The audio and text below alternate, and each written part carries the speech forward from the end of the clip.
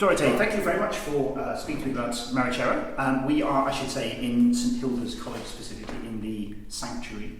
And St Hilda's is a college which is, I guess, vaguely relevant to Marechera in the sense that one of the characters in one of his stories, I think it's American Margaret, is at St Hilda's College when he is writing, and may well be based on a real person. And St Hilda's was established in 1893 as a women's only college, and only in 2008, I think it was, became a mixed college. So it's quite interesting. So it's quite a contemporary sort of place, isn't it? And the room we're sitting in is a very, as you say to me a minute ago, kind of ecumenical space. Maybe we could start. We're going to start talking a little bit about, and this is why it's relevant to St Hilda's and women, thinking about the place of women in Marechera's writing. And I was struck looking, and I know you've been struck with this as well, in a different way, looking at the introduction to the Heinemann African Writers series of Mind Blast, Marechera's collection of poetry and drama and other things. And the introduction is by the Zimbabwean writer Patina Gapa. And in that she writes that Mind Blast can be deeply unsettling. And we know all about Marechera's kind of unsettling nature, and that's one of the things we're going to be looking at in this project. But she writes, it's distinctly uncomfortable to read Marechera on women. Concerned as he was not to be tied to what he saw as a conservative and illiterate society, he seems to be unable to escape the narrowness of his society's views. His general misanthropy often takes the form of a very specific misogyny. Women are reduced to the sexual, to nothing more than prostitutes or possessions. When asked by Flora Wild about the apparent love-hate feeling towards women in his work, Marechera deflected the question by saying, I wouldn't say of women alone, I would say of mankind. Now, I don't think you agree with her assumptions about Marechera, do you? I'm not sure he's really deflecting the question. I think he mentions a form of misanthropy that is very characteristic of Marechera, and it is true that I have a slightly different reading of him. I understand how uncomfortable reading him can be. I'm pretty sure many men can be very uncomfortable reading Marechera as well, but I must say, when I started working on him and reading him and also reading other people about him, I felt that it was a more complex and actually more interesting picture of Marechera and his, I would say, multifaceted relation with women. It is true that, I mean, his prose and his poetry have often been noticed for their very explicit sexual content, including sexual violence. There is rape. There are a lot of domestic violence. So to some extent, we could say that he is, very much a man of his time and talking about these forms of, embodied gendered violence. However, I feel that Marechera, just the fact that he was talking about those at a time when African writers were much more concerned by trying to portray African people in a very dignified way. So we're talking about the era of independence. We're really talking about a moment when anything that was connected to the family or sexuality in Africa was very taboo because of this idea of, putting a distance with all the colonial stereotypes that were violently gendered and sexualized, and much rather showing everything that was dignified and honorable about Africans and African citizens, right? And Marechera was clearly taking an opposite stance on this, and what Marechera was describing was the very strong violence that were also permeating family and family relations and to some extent love relations. But when I read House of Hunger, when I read his poetry, I find that he often sides with women, that he is also denouncing male violence, that he is also portraying himself as character or narrator as much more vulnerable. He's much more often getting beaten up, right, than beating up someone, although he is also violent and describes this violence. But in describing the kind of physical frailty that was his incapacity to defend himself, it feels like he is very much portraying him as close to these women who are also getting beaten up. In the House of Hunger, I'm thinking about the character of his brother's girlfriend or fiancée or wife, Immaculate. he himself mentions the fact that she has this surprising name. Yeah. So it's funny how as an author he seems to sort of be intruding on the narrative here and making a bit of a nod to the reader. But the fact that he calls her immaculate, he is still trying to think about people who remain good, if you want, and who remain pure-spirited in terrible conditions. I mean, what he is describing really is the township and the endemic violence in the township. And Immaculate, to some extent, is a victim, but is also... He talks about the severity of the beatings could not stamp the madness out of her. And though he finally beat her until she was just a red stain, I could still glimpse the pulses of her raw courage in her wide animal-like eyes. So he talks about her raw courage. He talks about her being defiant to some extent, and about her being provocative as well, and not fearing those beatings, being paradoxically untouched by them almost. Although I guess at the same time, somebody like Bettina Gapper might say yes, but he's also describing her as an animal. Well, that is true, but actually the way that Marechera talks about animals is a quite dignified way. And the way he denounces animal, cruelty against animals. I think that's what's interesting with Marechera, is that he pushes the boundaries on categories in ways that I think very few authors would do at the time. I think in that sense he had this sort of literary courage to really try to question everything. So what he wanted to do was denounce very explicitly the violence that was happening and of which women were victims. He said that in the source book, talking about before independence, of course, before he left Rhodesia. At that time, black men were used to being the slaves of the whites, and the only slaves they had were their women. That's why women were the ultimate victims of racism in this country. So, for Marechera, there was a very clear sense that the violence inflicted on black communities by white supremacy also resulted in a kind of heightening of gender and domestic violence. Because the frustration and the dehumanization that black men were going through resulted in them then trying to assert dominance over more vulnerable subjects, including women and children. So, there's a way, I suppose, that you could say that sounds like an excuse for some people to commit acts of violence and say, well, that's because of the history, well, that's because of the kind of colonial history, and it's nothing to do with me as a person, my psychology. It's just something that I can't escape. It's sort of because of the social circumstances or the environment which I've been raised or I've been oppressed or forced on me. Yes, but I don't think that's what he says. Because when you read him, I think there is despair at seeing the kind of reproduction of the cycle of violence. I think it's very clear that what he's trying to do is also to hint at the level of trauma that resulted from this colonial violence, and the idea that independence will not finish that will not be sufficient to break that kind of cycle of violence. So in that sense, I think he was being much more progressive, and he's not necessarily particularly uncomfortable for women. I think he has a way of showing solidarity with women, of taking women seriously as well. I mean, even when there is like a one-line quote in House of Hunger when he talks about his mother. And I mean, God knows he most of the time doesn't speak in very nice terms about his mother and had, in real life, very problematic relations with his mother. But the way he describes her face was long and haggard, scarred by the many sacrifices she had taken on our behalf.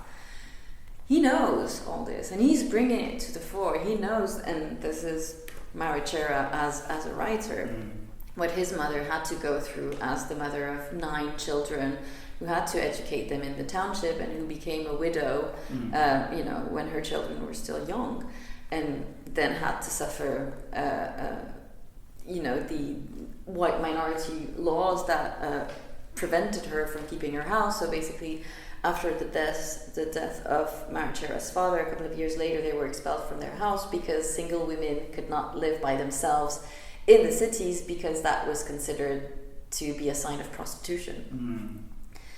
bringing in more drama and the fact that they had to locate in an even more terrible place. And this is a sort of so-called morality law, which goes back again to colonial oppression, colonial power. No, exactly. I mean, it was the kind of regulations, right? The idea of bringing morality to the African populations, particularly in the urban settings that were, considered to be unfamiliar to Africans, and therefore would bring a kind of loosening of morals. And of course, the result of that was terrible social violence, because nothing was compensating for these new rules, and nothing was done to think about the fate of families. So it is that extremely difficult context that Marechera is describing, and is describing as it is, not trying to make it better or nicer. But the fact that he repeatedly, in his interviews, in his essays, in his fiction, in his poetry, sides with women, and also shuns away from proper masculinity, from what a real man is, and denounces these aspects, as I think extremely interesting and incredibly progressive, actually, for his time. There's a really good example you had actually from the story about the goat, which maybe we'll come to in a second, but I just wondered whether there was anything else in the depiction of Immaculate in that story, or any other women characters actually in House of Hunger, which you wanted to draw attention to. The way he talks about Julia is interesting as well, because he is supposed to be sort of protecting or watching Julia. It's not entirely clear. Neither is it entirely clear how much he believes he has to do this or not. But what I find interesting is that he doesn't present her as a fragile little thing at all. Like, Julia appears as a quite flamboyant character. She also drinks, so she appears as she's a partner in crime to Marechera. He seems to be considering her as his equal, really. And so I find that interesting, the ways in which he makes space for women with whom he has conversations. So dialogues in House of Hunger are often between him and the different female characters. So he takes them seriously, he takes seriously what they have to say. He does that with Julia and presents her as, provocative and quite emancipated and conscious of the kind of risks she's taking, but still adamant to be herself. And again, I think that's a quite beautiful and original portrayal of a woman. There's a moment actually in there when they're in the bar, it's him and his friend Harry and Julia, and there's that question, which is again something that's also associated with Marechera, where Harry has sort of been boasting, I think, about having a white girlfriend. And he's about to go off and see the white chick, quote unquote, as they're described. And that's something which is often a kind of, a sort of criticism levelled at Marechera, in that he, in terms of his own romantic and sexual relationships, often was attracted to white women and not to black women or women from Zimbabwe. So I wonder what you thought about that, because that's something which, certainly if you look at Flora Wright-Wild in the source book, suggests that some particularly male critics have become obsessed with this idea that he was just attracted to white women and had nothing to say about black women at all, which clearly isn't the case in terms of what he's writing. He writes about them all the time. But whether that's just too much of the kind of personal intruding on the author, or intruding on the work here. I mean, there clearly is a sort of a fetishization that is going on, and so a lot of attention has been devoted to Marechera's connection and relations, romantic involvements or sexual involvements with white women. There are several aspects of this that I think are important. The fact that for Marechera, especially if he was in Zimbabwe, having relations with African women might come with wider obligations, or wider connections in terms of these women's own families, and I think that is something that he very much did not want. And so in that sense, white women were much more disconnected from these kind of traditional kinship networks that came with certain obligations and certain duties. So for him, I think it was a way to free himself of all of these social and socially ingrained obligations. There was more freedom in that sense to connect with white women, especially in Zimbabwe. It could be a bit different in Europe or in London, etc. But I think the attention that has been given to this, although I understand, is deflects basically from his wider interest, I would say, in women, the wider originality of his position towards women. So, and in that book, it's interesting how, so yes, Harry is presented as a very unsympathetic character who boasts about having a white girl, etc. And when Harry and Julia and the narrator are together, and Julia realizes that Harry is that kind of snitch who might have been connected to the police and might have been, denouncing other students or anti-colonial activists. Harry snaps back at her and he says, "You're just an N-word whore. What do you know?"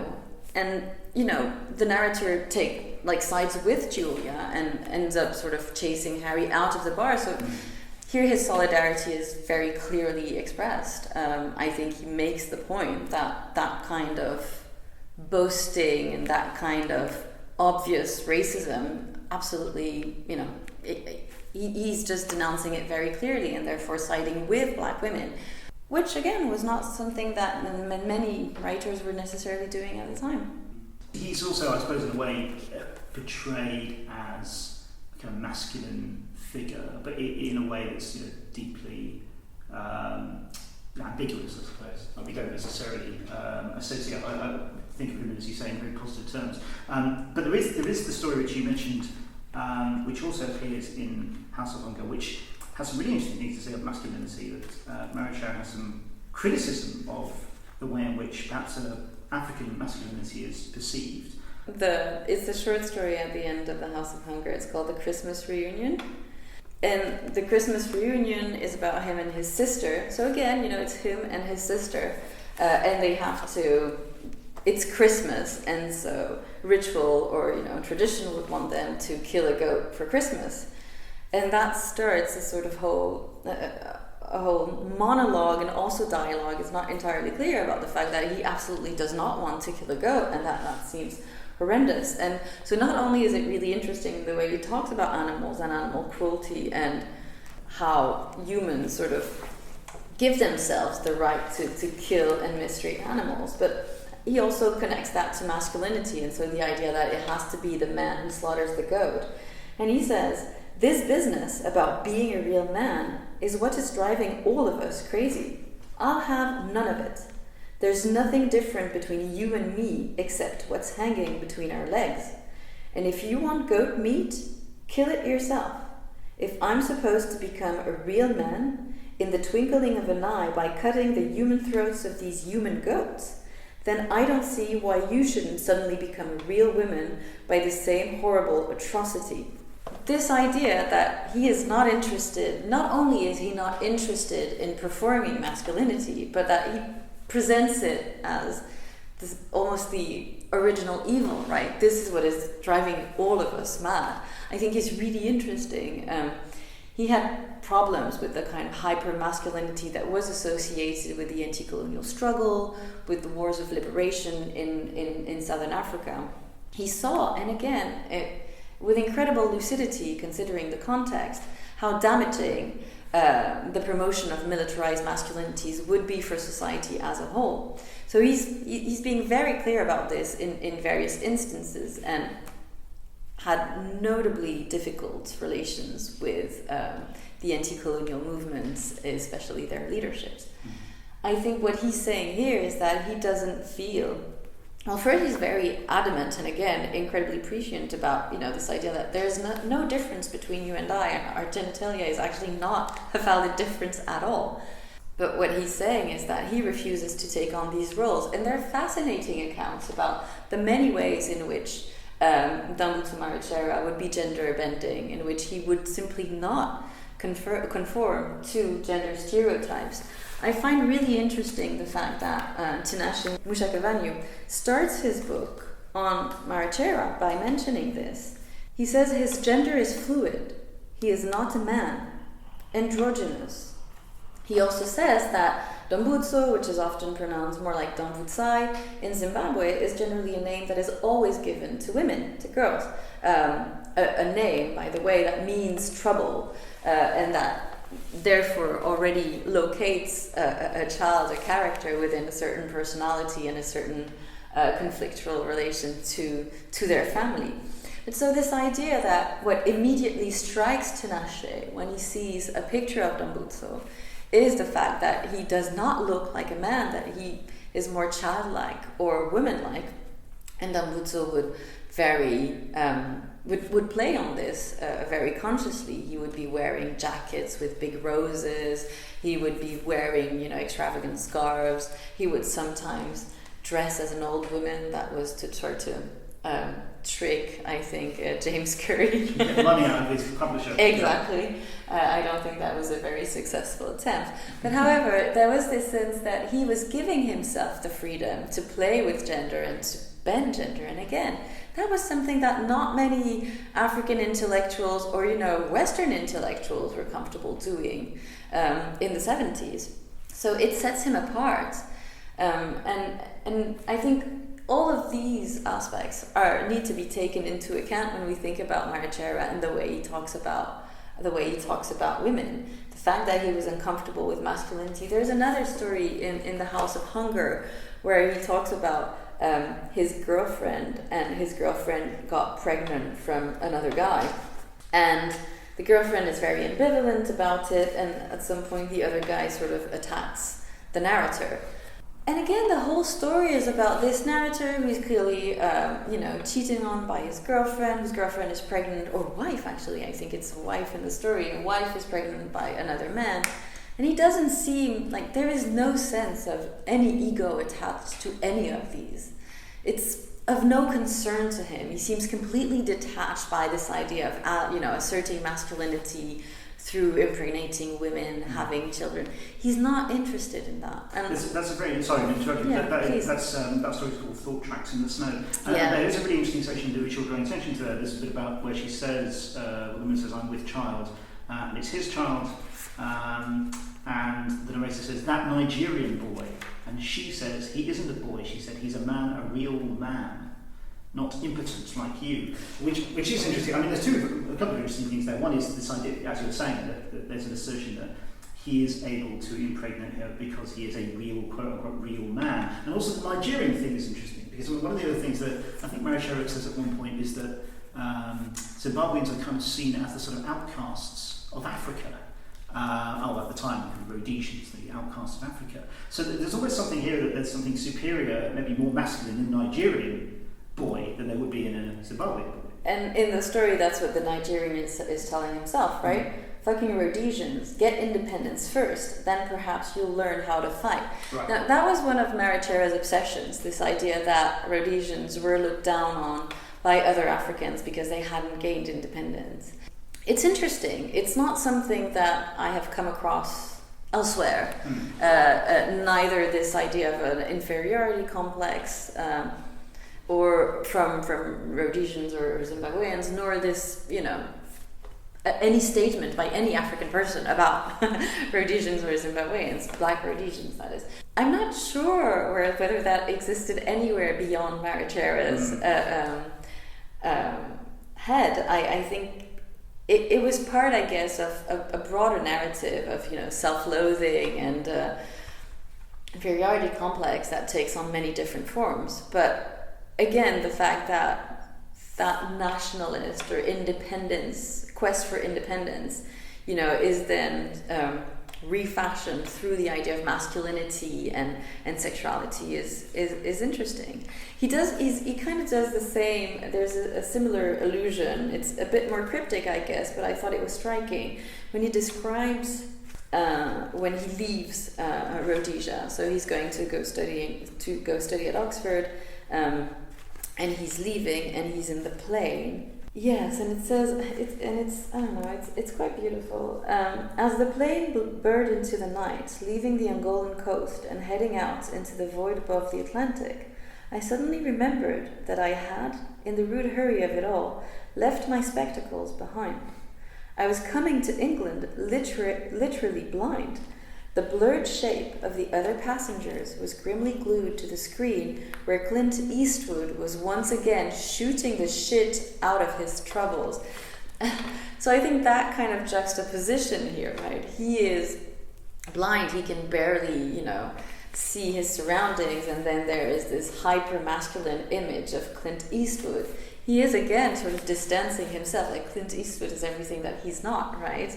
So Marechera, again, embracing a form of vulnerability, you know, of disability almost, is interesting. And he was quite short-sighted, I think, as well. It seems extraordinary that he would, because he kept going to the opticians when he was in Oxford to get new glasses. He needed them. Yeah, no, he needed glasses very badly, and not only that, but also he had a stammer. So he also had an elocution problem, a huge difficulty sometimes to speak, which was something that apparently had been happened after the death of his father, I think. So there is a lot of embodied trauma in Marechera, and yes, some disabilities, some difficulties that he basically brought with him wherever he went, and I think that of course shaped his perception of masculinity and the kind of strength and, you know, that is supposed to come with it. But the way he then translates this, literally speaking, but also in his own positionality is fascinating, I think, and so provocative, but also opens so much space, I think, for inclusion, basically. It opens so much space for people feeling rejected and inferior to identify with his writing and identify with the anger and the humiliation, but also a sense of, you know, taking agency by then being provocative and, you know, and violent and performing insanity, if you want. He describes all of these emotions in ways that are incredibly moving and powerful. Yes, and that's a really good point, because I think one of the interesting things about him, and in a way that sort of seems to resist what Bettina Gapper says about him, which seems to sort of close off in some ways women readers. So women readers won't like him because he is he's misogynistic. And actually, certainly a lot of people we've spoken to about him suggest that he kind of gives them permission to write or permission to read in a different way, because he appeals to so many different people on so many different levels, all the ways you've just been describing, in terms of issues around kind of disability, or issues around kind of vulnerability, kind of masculinity or anti-masculinity, those kind of things. It allows him to speak to lots of different audiences, I suppose, and that's really interesting. And one of the things that you touched on is this kind of sense of maybe a kind of guilt about not being involved in the liberation struggle from a kind of masculine point of view. But I almost wonder whether, when he has that creative writing agency, and a lot of the people who came to him were people who had fought, who were competent, and he was a non-competent, maybe he felt in some respect that he was doing a bit of service there, in the sense that he's facilitating their stories in the way that he knows how to do. He's not going to go out into the bush and fight, but he is going to kind of fight in a way on the page, in the way they construct sentences, or the way they kind of express themselves. So there's a sense in which he, again, is sort of facilitating or giving people permission to think and write about their experiences through composition.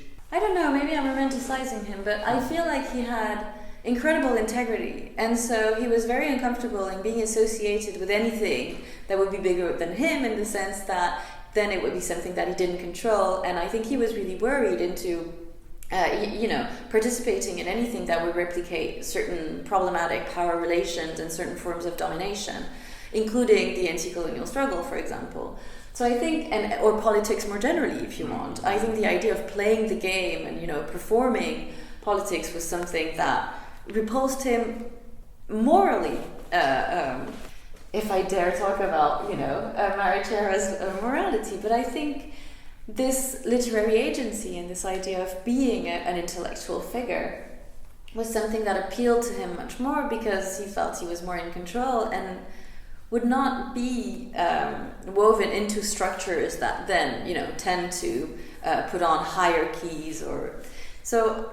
In that sense, I think he was trying to be he was trying to show integrity, and his distrust, his profound distrust for all of these movements and for all of these causes, if you want. Certainly when he was running that agency, he makes a big point of this when he talks about ethics in the back of Mind Blast, where there's the kind of journal of him being back in Harare. But where he talks about having people come to the agency, and talks about many people, ringing him up, hundreds of people, the thing only lasts for a couple of days. And yet there's also these government agents who try and infiltrate the agency. And he makes a big point of saying, well, I spotted them immediately, and I knew what they were doing. And he has conversations with them up to a point, and then suddenly says, "I know who you are." So, and that's, I wonder kind of what, I mean, that was partly because I guess the government was worried about, if these people really existed, if they were worried about a kind of anarchic side of writing, whether writing was actually somehow going to be a resistance to government procedure, the way that they were trying to control the country. But do you think there's also something there about how were writers perceived? Were they perceived as masculine, as writing was somehow feminine pursuit?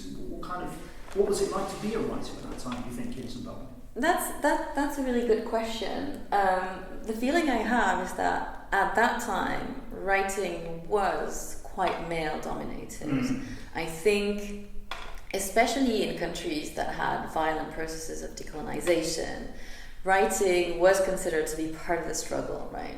You had to write about important things, you had to write about politics, you had to write about the historical trajectories of these peoples and how colonialism had thwarted their entire historical processes. So in that sense, there was a sense of writing being a very serious business and therefore, of course, a male endeavor. So I think it was very male-dominated, and even if women were publishing already, of course, at the time, but any kind of institution, that would be, I don't know, like a union writers or these kinds of things.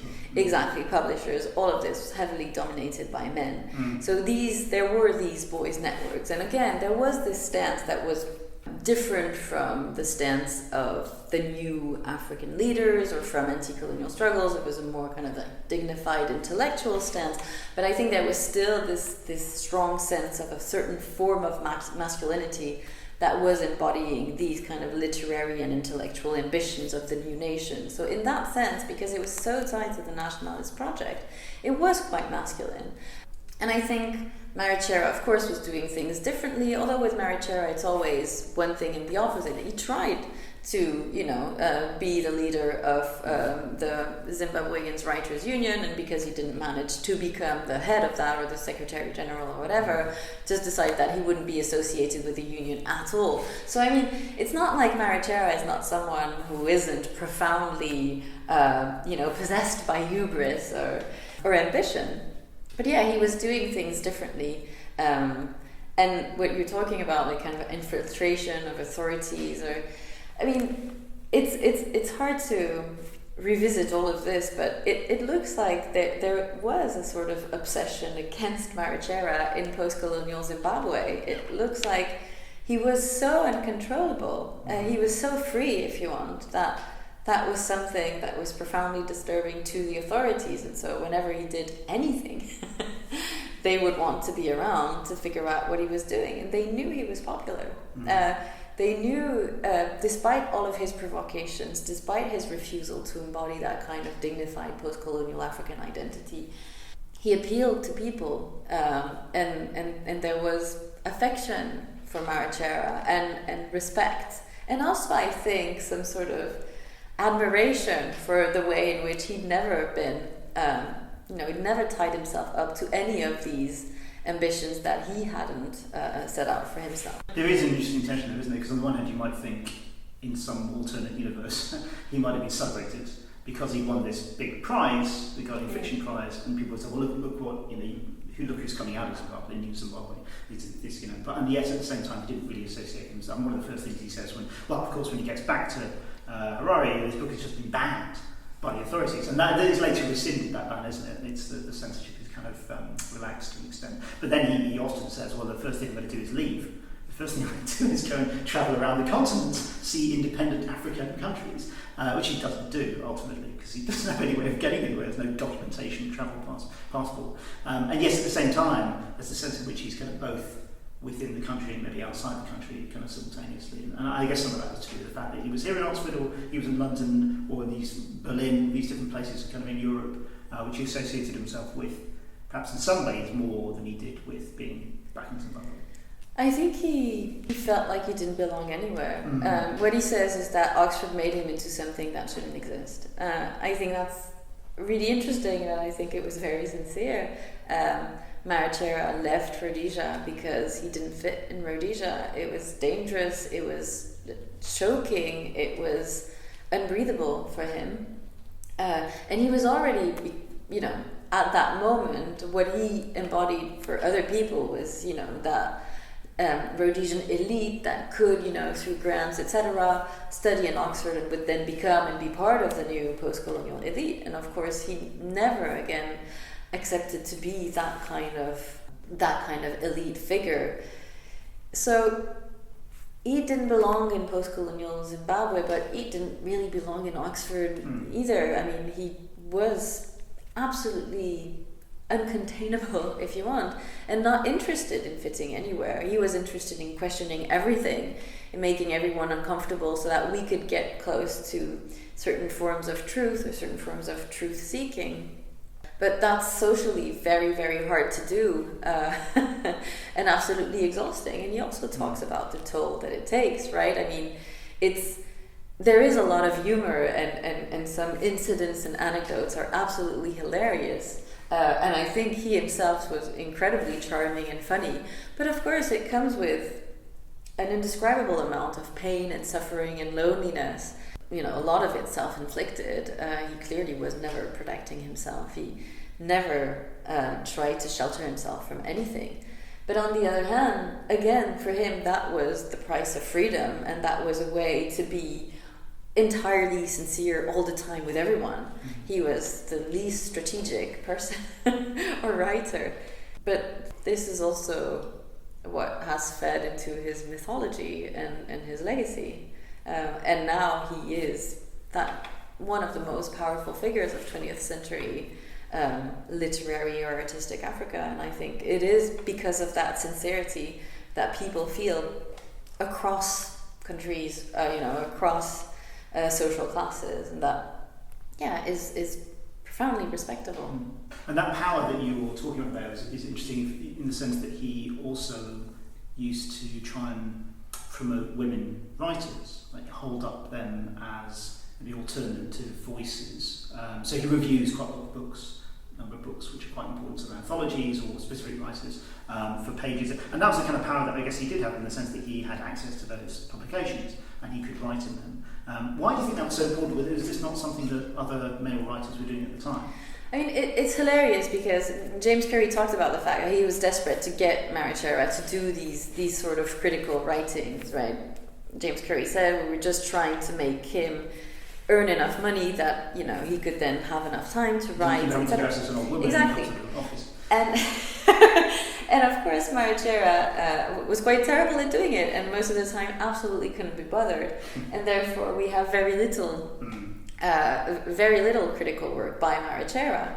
But of the few we have, and I thought it was notable, and of the few we have that are in the source book, two of them are devoted to women writers, or more specifically, one is to an anthology, Unwinding Threads, Writings by Women in Africa, that was published in 1983, and the other one is about Mariam Abbas' So Long a Letter.